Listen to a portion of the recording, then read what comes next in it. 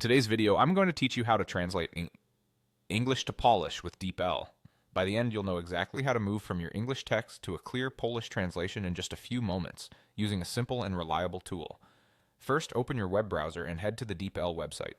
When the page loads, you'll see two main text areas side by side.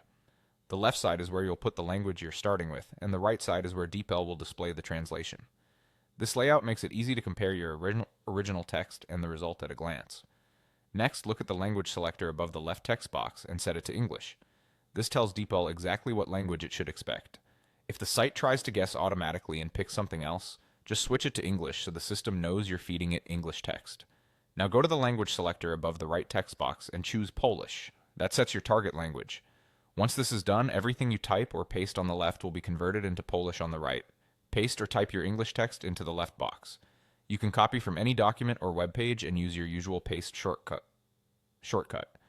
If you prefer to type, that works just as well. Keep your sentences clear and complete. If your text is very long, consider adding line breaks between sections so it's easier to review. Avoid including private or sensitive information.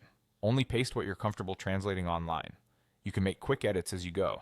DeepL will keep up with you in real time. As soon as your text is in, you'll see the Polish translation appear instantly on the right. DeepL updates automatically with every change, so if something doesn't read the way you intended, try adjusting your English phrasing and watch the Polish version refine itself. Pay attention to Polish characters like o, n, u, un, o, sh, j, and g. They're essential for correct spelling.